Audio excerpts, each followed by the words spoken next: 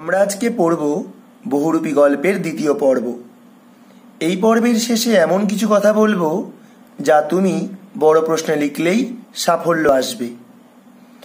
আমরা গত পর্বের শেষে পড়েছিলাম বহুরূপী গল্পের কেন্দ্রীয় চরিত্র হরিদা তার বন্ধুদের উদ্দেশ্যে বলেছিল আজ সন্ধ্যাতে জগদীশবাবুর বাড়িতে উপস্থিত থাকার কথা, কারণ সেখানে তিনি আজ জবর খেলা দেখাবেন।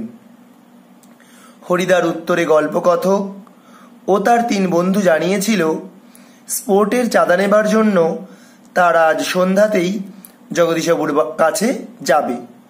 তারপর গল্পকথক বলেছে, বড় চমৎকার আজকে এই সন্ধ্যার চেহারা। আমাদের শহরের গায়ে কতদিন তো চাঁদের আলো পড়েছে, কিন্তু কোনোদিন তো আজকের মতো এমন একটা স্নিগ্ধ ও শান্ত উজ্জ্বলতা কখনো চারিদিকে এমন সুন্দর হয়ে ফুটে ওঠেনি। সুন্দরটি কেমন? ফুরফুর করে বাতাস বইছে। জগদীশবাবুর বাড়ির বাগানের সব গাছের পাতাও ঝিরিঝিরি শব্দ করে কি যেন বলতে চাইছে। জগদীশবাবুর বাড়ির বারান্দাতে মস্ত বড় একটা আলো জ্বলছে। সেই আলোর কাছে একটা চেয়ারের উপর বসে আছেন জগদীশবাবু। তিনি কেমনভাবে বসে আছেন? তার সাদা মাথা, সাদা দাড়ি, সৌম্য মানে সুন্দর, শান্ত ও জ্ঞানী মানুষ জগদীশবাবু। আমরা আগে যে সম্ভ্রান্ত জগদীশবাবুর কথা পড়েছিলাম, ইনি সেই জগদীশবাবু। আমরা অর্থাৎ গল্পকথক ও তার তিন বন্ধু আমাদের স্পোর্টের চাঁদার খাতাটিকে জগদীশবাবুর হাতে তুলে দিয়ে দাঁড়িয়ে আছি। চমকে উঠলেন জগদীশবাবু। বারান্দার সিঁড়ির দিকে তাকিয়ে জগদীশবাবুর দুই বিস্মিত চোখ অপলক হয়ে গেল, মানে তার আর পলক পড়ছিল না। আমরাও চমকে উঠেছি বই কি, আশ্চর্য হয়েছি, একটু ভয়ও পেয়েছি, কারণ সত্যি যে বিশ্বাস করতে পারছি না সিঁড়ির কাছে এসে যে দাঁড়িয়েছে সে কি সত্যি হরিদা? ও চেহারা কি সত্যি কোনো বহুরূপী হতে পারে? কেন, জটাজুটোধারী কোনো সন্ন্যাসী নয়, হাতে কমণ্ডলু নেই, চিমটে নেই, মৃগ চর্মের আসনও সঙ্গে নেই, গৈরিক সাজও নেই, মানে তিনি গেরুয়া রঙের পোশাকও পরেননি।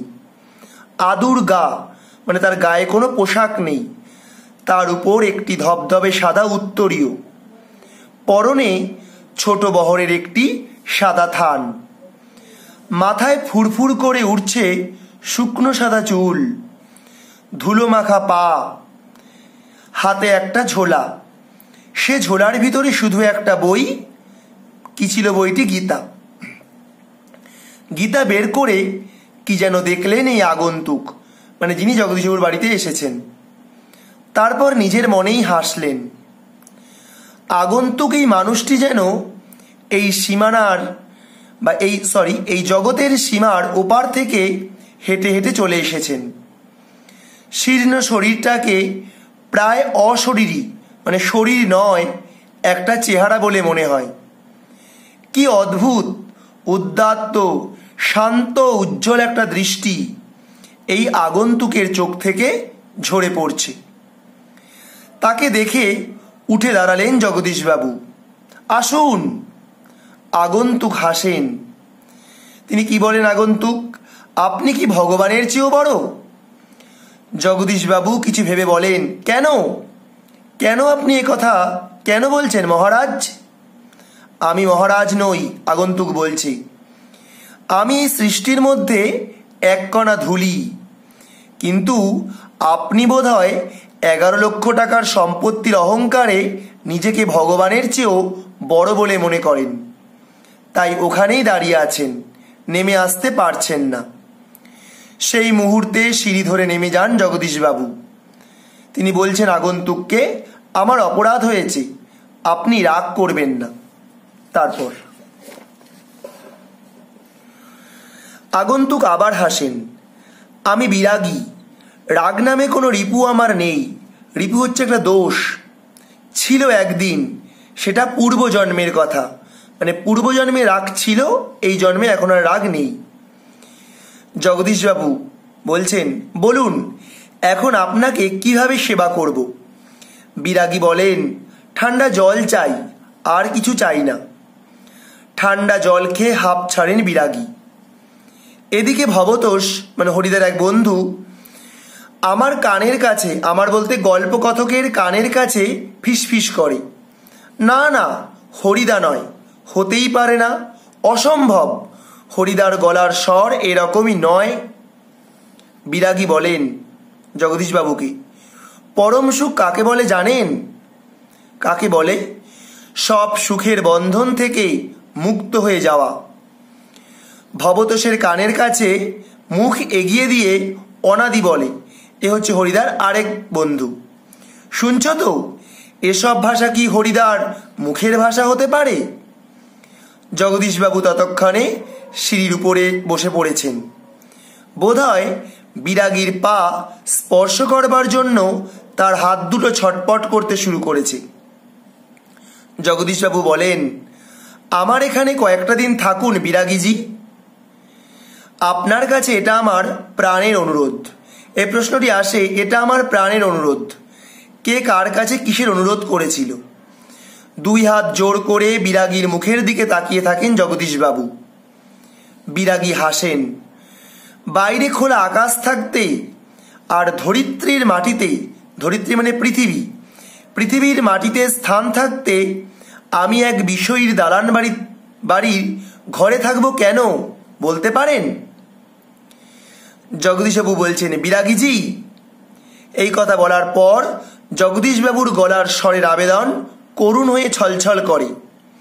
বিরাগী বলেন, না, আপনার এখানে জল খেয়েছি, এই যথেষ্ট। পরমাত্মা আপনার কল্যাণ করুন। পরমাত্মা মানে ঈশ্বর। কিন্তু আপনার এখানে থাকা আমার পক্ষে সম্ভব নয়। জগদীশবাবু বলেন, তবে অন্তত একটু কিছু আজ্ঞা করুন, যদি আপনাকে কোনো। আর কথাটি শেষ করল না জগদীশবাবু।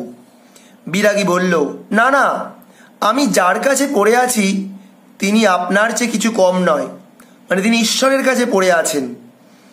কাজেই আপনার কাছে আমার তো কিছু চাইবার দরকার হয় না।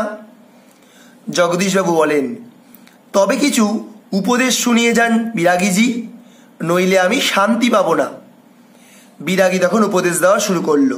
তার উপদেশটি কি? শর্ট কোশ্চেন আসতে পারে।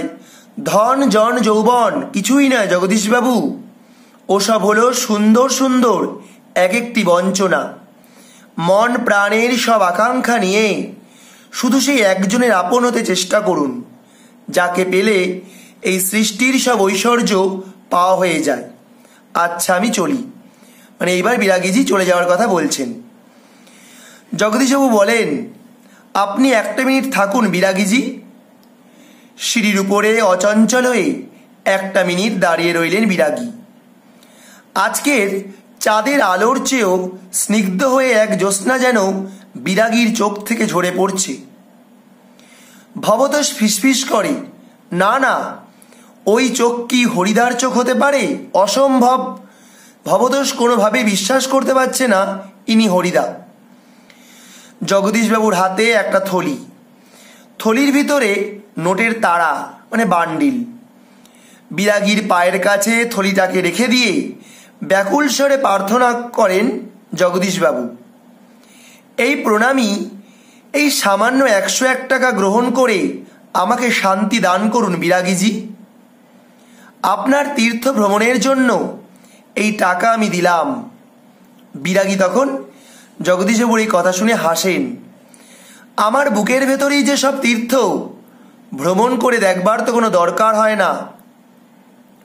জগদীশবাবু বলেন বিরাগীজিকে, আমার অনুরোধ বিরাগীজি, মানে আপনি আমার দেওয়া টাকাটি গ্রহণ করুন।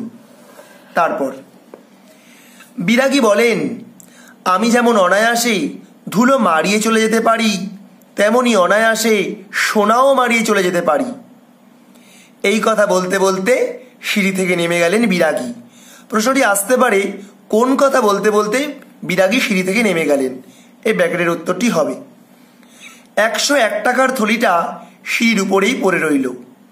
সেদিকে ভুলেও একবার তাকালেন না বিরাগী। এইবার বিরাগী যখন বাড়ি ফিরে এসেছে, কি করছেন হরিদা, কি হলো? কই, আজ যে বলেছিলেন জবর খেলা দেখাবেন। কারণ হরিদা গত রাতে বলেছিল যে আজ সন্ধ্যায় সে জগদীশবাবুর বাড়িতে জবর খেলা দেখাবে। তাই গল্প কথক তার 3 বন্ধু তাকে জিজ্ঞেস করছিল, সে কথা কি ভুলেই গেলেন? আজকের সন্ধ্যাটা ঘরে বসেই কাটিয়ে দিলেন কেন? এই বলতে বলতে আমরা সবাই হরিদার ঘরের ভিতরে ঢুকলাম। আমরা বলতে গল্প কথক এবং তার 3 বন্ধু। হরিদার উনানের আগুন তখন বেশ গনগন হয়ে জ্বলছে। উনানের উপর হাঁড়িতে চাল ফুটছে, আর একটা বিড়ি ধরিয়ে নিয়ে হরিদা চুপ করে বসে আছেন। আমাদের দেখতে পেয়েই লজ্জিতভাবে হাসলেন। কি আশ্চর্য, এই কথাটি বলেছেন ভবতোষ। চমকে ওঠে ভবতোষ। হরিদা, আপনি তাহলে সত্যি বের হয়েছিলেন? আপনি বিরাগী? হরিদা হাসেন। হ্যাঁ রে ভাই, ওই তো সেই সাদা উত্তরীয়টা পড়ে আছে মাদুরের উপর, আর সেই ঝোলাটা, আর সেই গীতা। অনাদি বলে, এটা কি কাণ্ড করলেন হরিদা? জগদীশবাবু তো অত টাকা সাধলেন, অথচ আপনি একেবারে খাঁটি সন্ন্যাসীর মতো সব তুচ্ছ করে সরে পড়লেন। কারণ খাঁটি সন্ন্যাসী তারাই হয় যারা পয়সাকে অবজ্ঞা করে। হরিদা বলে অনাদিকে, কি করব বল, ইচ্ছেই হলো না, শত হোক। আর কথাটি শেষ করলো না, পরে আছি। ভবতোষ বলছে, কি হরিদা? হরিদা বলছে, শত হোক, একজন বিরাগী সন্ন্যাসী হয়ে টাকা ফাঁকা কি করে স্পর্শ করি বল? তাতে যে আমার ঢং নষ্ট হয়ে যায়। ঢং মানে এই খাঁটি সন্ন্যাসীর যে রূপ নিয়েছিলেন হরিদা, তা যে নষ্ট হয়ে যাবে। কি অদ্ভুত কথা বললেন হরিদা। প্রশ্নটি আসতে পারে, অদ্ভুত কথাটি কি? হরিদার এ কথার সঙ্গে তর্ক চলে না। আর বুঝতে অসুবিধে নেই, হরিদার জীবনের ভাতের হাঁড়ি মাঝে মাঝে শুধু জল ফুটিয়েই সারা হবে। অদৃষ্ট কখনো হরিদার এই ভুল ক্ষমা করবে না। অদৃষ্ট মানে ঈশ্বর। অনাদি বলে, কিন্তু আপনি কি জগদীশবাবুর কাছে গিয়ে আর কখনো বাকি টাকাটা নেবেন? চেঁচিয়ে হেসে ওঠেন হরিদা। যাবই তো, না গিয়ে উপায় কি?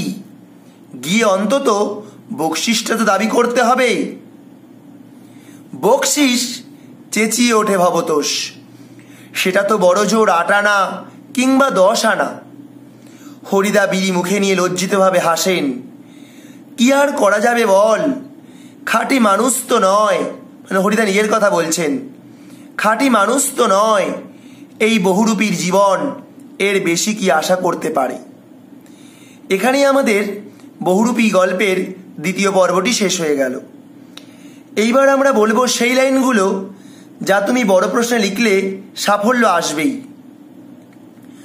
আলোচ্য গল্পে হরিদার বহুরূপী চরিত্রের পরিচয় পেলেও গল্পের শেষে বুঝিয়ে দিয়েছেন সুবোধ ঘোষ আসল সন্ন্যাসী, অর্থাৎ প্রথম পর্বে আমরা যে সন্ন্যাসীর কথা পড়েছিলাম, তিনি অনায়াসে 100 টাকা গ্রহণ করলেও হরিদার মতো মানুষ তা কিন্তু অবজ্ঞা করেছে। দারিদ্র্যের মধ্যে থেকেও কিভাবে নিজ কাজের প্রতি সততা, আদর্শ, নিষ্ঠার পরিচয় দেওয়া যায়, তার প্রকৃত উদাহরণ হরিদা। ইতিহাসে সাক্ষী আছে এই ধরনের নিষ্ঠাবান মানুষগুলো সমাজের বুকে চিরকাল অভাবী থেকে যায়। বহুরূপীর মতো পোশাক আমাদের সমাজ অবহেলা করলেও বহুরূপী হরিদা বুঝিয়ে দিয়েছে তার অভিনয় দক্ষতা ও শিল্পবোধ। জীবন রসের এই আখ্যানে হরিদার মতো চরিত্র হয়তো অনেক মানুষের প্রেরণা হয়ে থাকবে। এই লাইনগুলি তুমি যে কোনো বড় প্রশ্নেই শেষে টাচ করতে পারো। আশা করি ভিডিওটি ভালো লেগেছে। ভালো লাগলে লাইক করবে, বন্ধুদের বেশি করে শেয়ার করবে, চ্যানেলটিকে অবশ্যই সাবস্ক্রাইব করবে।